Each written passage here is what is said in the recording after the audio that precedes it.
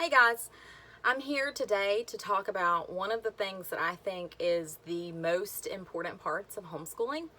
And it's thankfully also something that's very easy to do and easy to fit in. Um, and that is reading aloud. I was listening to the Read Aloud Revival podcast the other day, and which is by Sarah Mackenzie. If you're looking for a good podcast, that's an excellent one, whether you're homeschooling or just for any parent.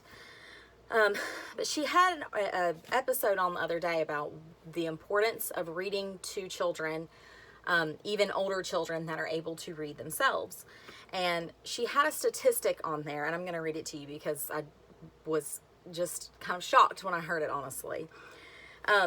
And she pulled it from an article on Brightly, and it said that there was a study done, and 83% of children in this age range of 6 to 17 years old said that being read to is something that they either loved or liked a lot.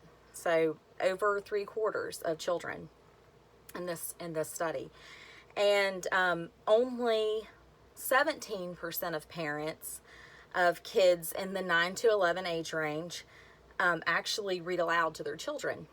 And I was just kind of surprised. I know that everyone isn't in the practice of reading aloud, but 17%, I was just kind of surprised by that statistic when I heard it. And I don't share that. I want to make sure I make it clear. I don't share that to make anyone feel guilty or anything like that. If you're not and haven't been in the practice of reading aloud to your older children, maybe it was something you did when they were younger, but once they started reading on their own, you dropped the habit, kind of. I think that's what happens with a lot of parents. Once your child's old enough to read, you hand them the book and they read on their own. So I don't share that to make anyone feel guilty. That's absolutely never going to be my intention. It's something that's an easy fix. It's something that you can easily just crack open a book today. I'm sure you have books in your home, and you can start today. So that was just that was what sort of prompted me to think this would be a good topic to talk about. There's, I think, a lot of misconceptions that children should read on their own once they're able to read, because how else will their reading improve? And while it's true that they definitely should be reading on their own, you do want your child reading on their own. There's a lot of benefits, and she goes into a lot of those reasons on that podcast episode, that I'm not going to delve into, all the things that she lists, but it's one that's definitely worthwhile to listen to. But one big reason that it's important to read even to your older children, even once they are reading novels on their own, is that they can understand books at a much higher level than they can read themselves. My 5-year-old is just now starting to read some words on her own, and it's like the pig sits. That we're in the very beginnings of reading. But obviously, she can understand at a much higher level. I mean, she listens to chapter books that I read aloud. And granted, her level of understanding is not going to be where my son's is, who's 9, almost 10. They're not going to be understanding everything at the same level or having the same, depth to the conversation that's going to come with age. But children can understand a lot higher than they can read for themselves. And I think back to when I was a teacher, when I taught in public school, and I taught in a Title I school where a lot of the children came to me. I taught 4th grade, and a lot of the children came to me, and they were below the level that they should be at. As far as public school's concerned. And there were many, many, many kids that were struggling readers. If they had only read what they were capable of reading on their own, they would have missed, the depth that comes with a chapter book intended for kids their age. If they had stayed in only, the beginning reader chapter books, then they would have missed the beautiful language, the depth of conversation that comes with those, heftier chapter books that were more like intended for kids 9 and 10, age range. So that's a big part of, why you should read to kids, even once they're past the age, and can read, or past the ability, and they can read themselves.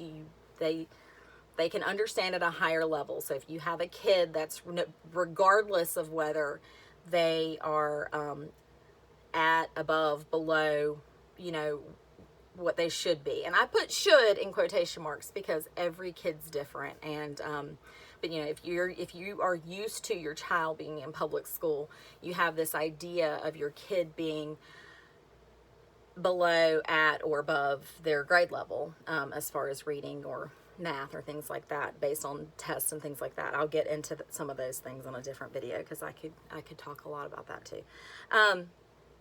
But anyway, that's one thing. And also, when you read aloud with your child, you're able to make connections together.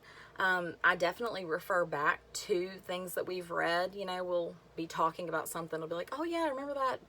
We read this in a book, and then, we come across it in a different place. And a lot of times it happens on accident. I'd like to say that I always plan it perfectly, but that's not how it is. I can't tell you the number of times when we're reading something, or we see something on TV, or we hear someone speaking about something, and we are able to make a connection to something we've read.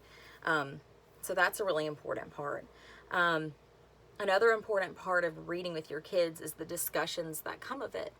And this is not just with chapter books. This is with picture books as well. I've had a lot of really good conversations with my kids that have stemmed from what we've read. And sometimes I sort of, have a plan for that discussion ahead of time. Like if I'm reading a book about, like we read a picture book not too long ago about Ruby Bridges. Well, I knew obviously before opening that book that we would have a discussion about segregation and the civil rights movement. And so sometimes it is sort of a planned out conversation as far as, I know what topic it will be discussing.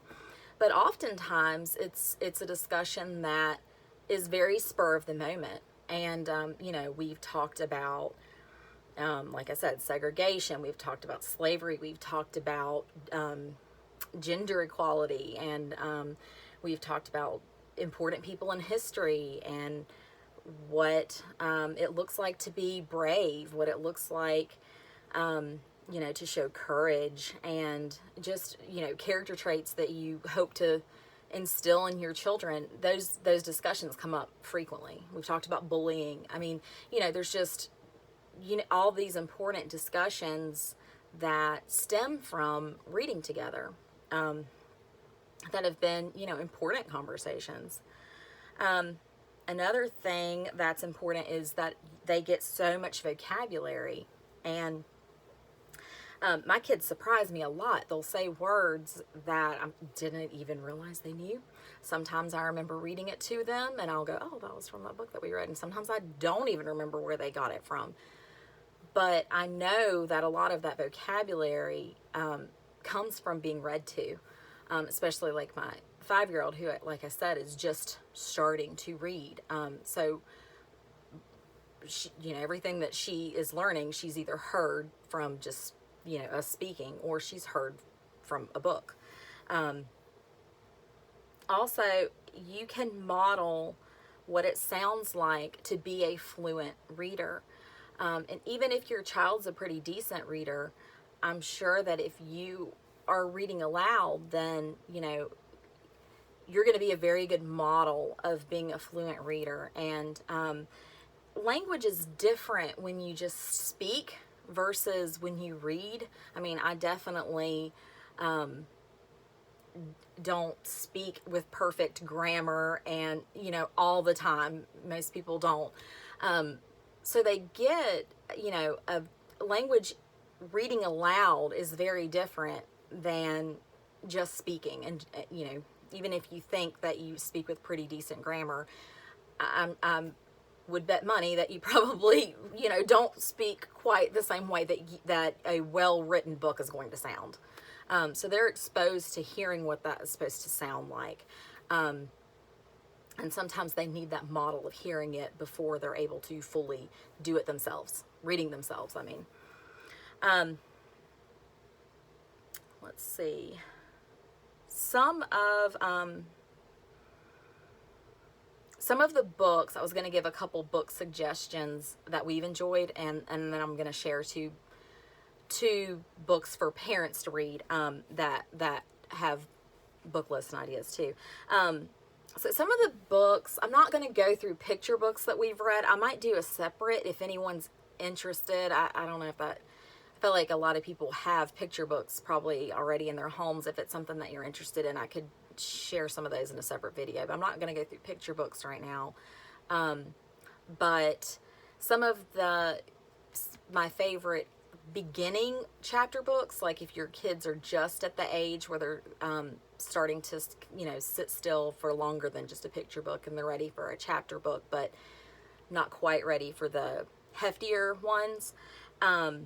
Mercy Watson, there's a series called Mercy Watson by Kate DiCamillo, and they have like really, I wish I brought one up here and I didn't, but they've got really beautiful illustrations in them on just about every page, so that keeps kids' attention. And they're pretty short chapters. You could probably read the whole book in one sitting in like a 30-minute maybe span, or you can break it up and just read 1 or 2 chapters at a time, but they're much shorter, so that's kind of a good segue if you're looking for something that your kid might enjoy that's not like super long. And some of the other ones my kids have liked a lot, and I have the two that actually are at the age to listen are 5 and 9.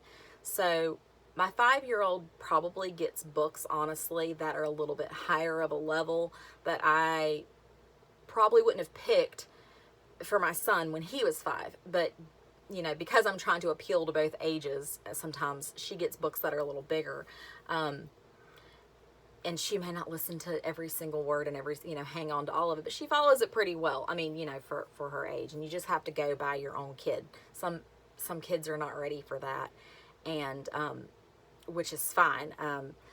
On the Read Aloud Revival podcast that I mentioned earlier, she has a whole episode about picture books, and it mentions picture books and lots of other ones. And I know I've talked a lot about chapter books because that's kind of what I'm done a lot of with my kids, but we also do a lot of picture books. And Sarah McKenzie on that podcast does talk about how, if your kids aren't ready for chapter books yet, then picture books it's fine to stay in them for a long time. My son still enjoys when I read picture books. And one of the things that she mentions that's very true, and I hadn't really thought of it that much, I don't think, until I listened to that episode, is that picture books are written with the intention of a parent or a teacher reading aloud to the child. So the language in it sometimes is actually at a higher level, and there's these just really beautiful language that goes along with the pictures. And they can still, gain a lot from a picture book. So if your kids, 5, 6, 7, and they're just not really into chapter books yet, then just stay in picture books. There's absolutely zero harm in it. Just keep reading aloud picture books if that's where they're at. So I just wanted to add that. Some of the chapter books my kids have enjoyed. We've enjoyed Beverly Cleary a lot, the Ramona books, the Henry Huggins books.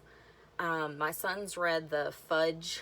I haven't actually read those aloud, but he's read the Fudge series and liked those. We've read Harry Potter, which I've really enjoyed because I did not read them. So this is like my first time reading them. I've only had seen a few of the movies, so it's that's been fun.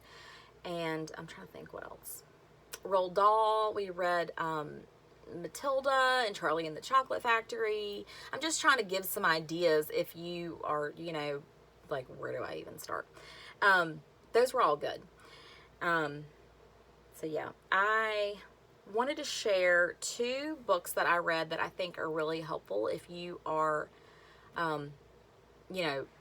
overwhelmed with the idea of what to choose. Because if you go on Amazon and you just type in like books for 10-year-olds or whatever, there's like a million of them. So 2 books that I really recommend, highly, highly recommend both of these. The first one's Read Aloud Family, which is the same person that does the Read Aloud Revival podcast, and that's Sarah Mackenzie. And so the first part of the book, I was going to look and see. Okay, so the first this much of the book is all about, why it's important to read aloud, how to fit it into your day, questions questions to ask, open-ended questions to ask your child. She only had, I think it's like 10, I want to say 10, I might be wrong, questions to ask children about books to help you get the conversation going. It's an awesome book. I actually have it on my stack to reread this year because I've read it before, but it's worth rereading. And then the whole last part, this whole section here, is all book lists, and she has it split up by different age ranges. There's even ones for like 0 to 3-year-olds. If you've got children that age group too, I mean, you wouldn't be homeschooling them obviously, but you're still going to be reading aloud to them. And she has like short little descriptions. I mean, I know you're not really gonna be able to read that, but just to give you an idea. So yeah, I love this book, and I love the book list in the back. We've read a lot of the books that she's recommended on her podcast and in this book, and yeah, that's a good resource. There's also a website, read-aloud-revival.com, and she has tons of books lists there that are free. You can just print them out. She has lists for like biographies or, math picture books or historical fiction. I mean, I don't know, just all kinds of different categories. There's a lot of lists there that you could, if you're looking for like, where do I start? What book should I start with? She's got great ones. All right, and the other one that I really like a lot too is Give Your Child the World by Jamie C. Martin. And the majority of this is actually a book list. There's only, I'm trying to flip to where it starts so I can show you, give you an idea. Okay, so it's only like this first part between my fingers here where she talks about why it's important to read books from other cultures about, people from different countries, different religions, different, and the reasons why it's important. And I really enjoyed it. And then the whole last part, she goes continent by continent and has book listing. And it's the same thing. She has it by age range. So you can look at, what age kids you have, and it gives the list. So that's one resource that's really helpful when choosing good books. I've read quite a few from there too with the kids. Another resource that I've used that I just found recently that might be helpful, and it's helpful money-wise too, especially since our library is I mean, you can't go to the library right now still. So if you have Amazon Prime, there's something called Free Time, and you can actually like monitor how much time your kid spends on technology and all that. I haven't honestly used it for that part. I've used it for the books. There's a section on there where they have it's some of the books that are in both of these are in there. I've looked specifically for some when we've like read about different countries. So anyway, they have books. There's picture books, chapter books. There's Audible books on there. And I want to say it's like maybe $2.99 a month, or I think that's what it is. It's less than $5. I know, it's like really cheap. And there's even Caldecott books, which, you know, are for the artwork, or there's Newberry books. So there's some that are like, might not be the funnest to read aloud, you know, like the character books from movies and things like that are not always, for me, those are not my favorite to read aloud. But there's a good variety, and there's some really good quality books there, I think. So that's an option if you're looking to, you know, not spend as much money. Yeah, it's just a few bucks a month, and then you have access to all those. Oh, and another thing, on Amazon, if you've got younger kids, especially, like if you've got elementary aged kids that still enjoy picture books, that on Amazon Prime, I didn't realize this until fairly recently, there's a whole big, what am I wanting to say? Selection of picture books that it shows the illustrations, but they'll also kind of move. It's not really like a cartoon exactly though, but it shows the animation like made from the book, if that makes sense.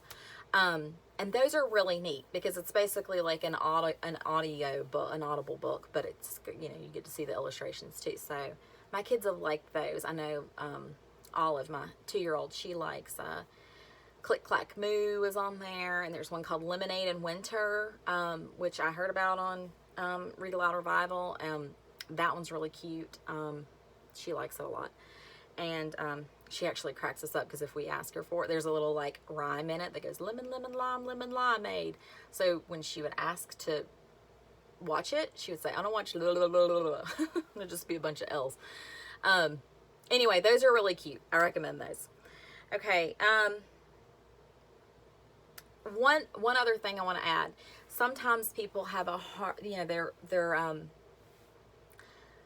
the difficulty they find with reading aloud is, one, how do I fit this in, like time wise, how do I fit this in? And two, like my kid won't sit still for that long, and you know, I can't get them to like focus. Okay, so I have a couple suggestions, and if you listen to Read Aloud Revival, and if you read the Read Aloud family book, then there will be even more ideas. These are just a couple that I personally have used or that have helped us. So how to fit it in, there's a few different ways.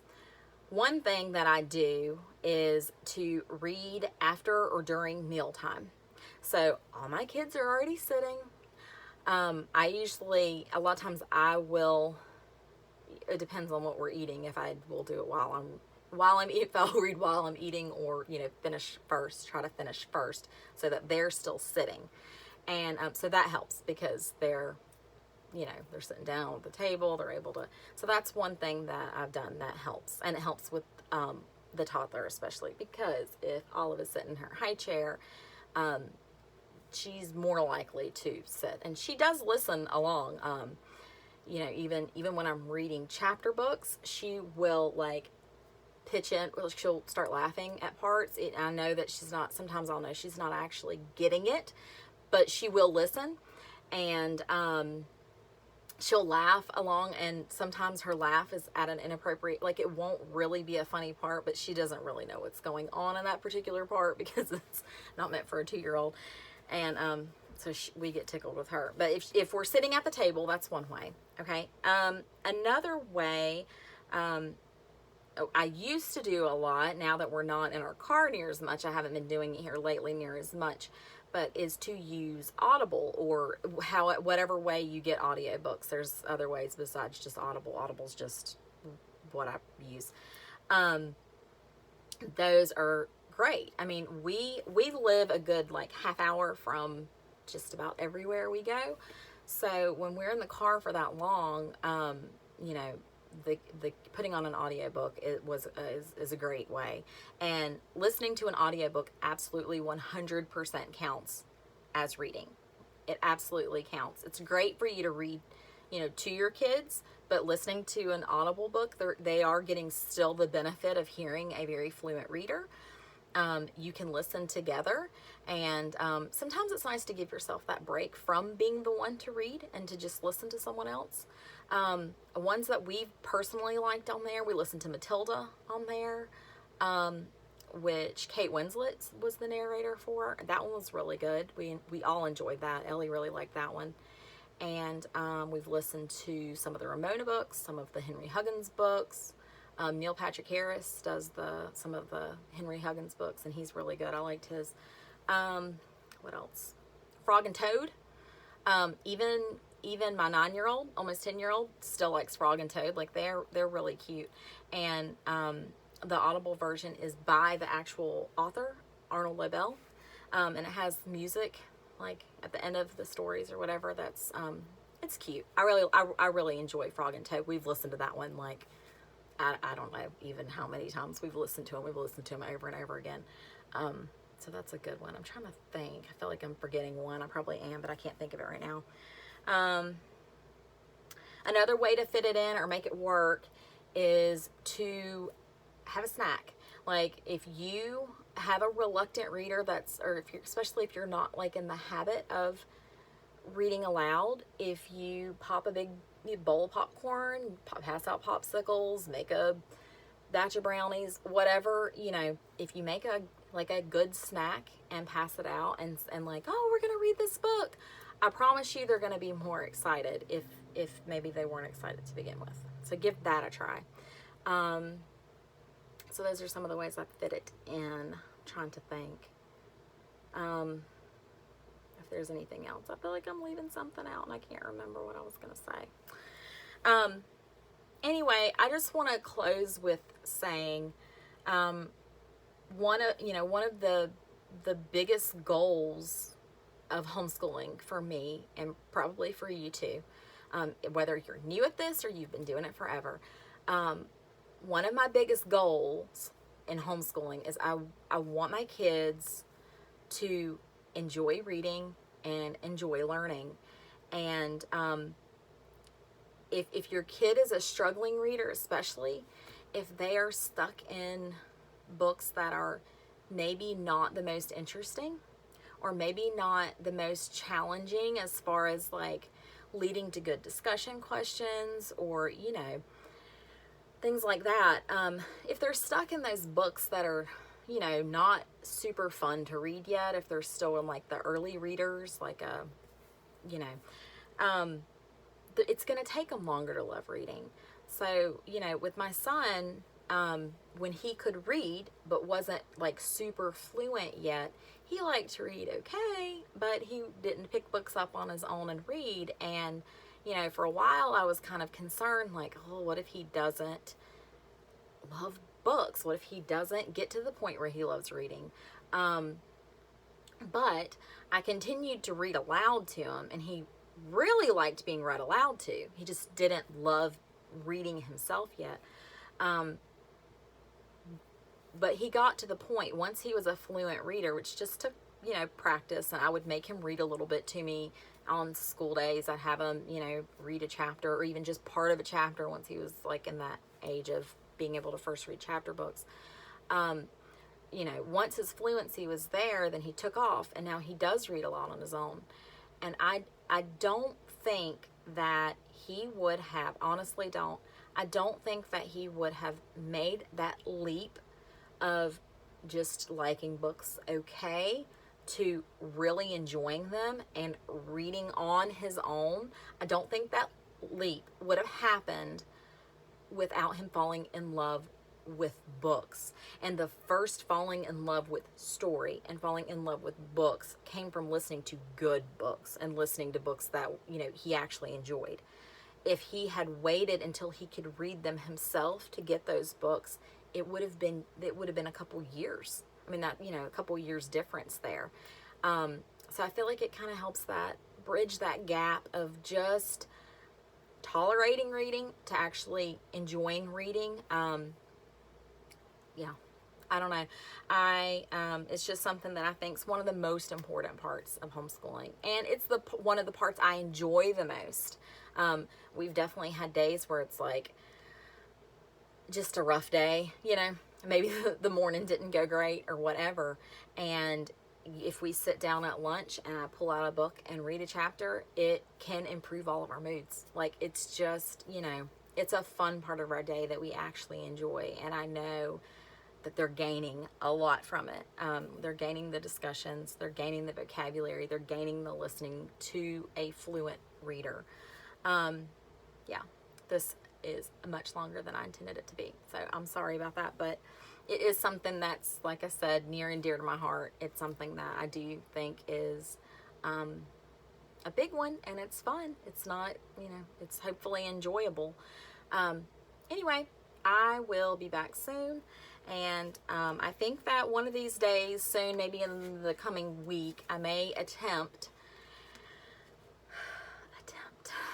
to just take part of our homeschooling morning. I'm not going to do like, a few hours straight. I don't think anybody wants to sit and see that long, but I might do a chunk, just if you're like, wondering how it can look in your own home.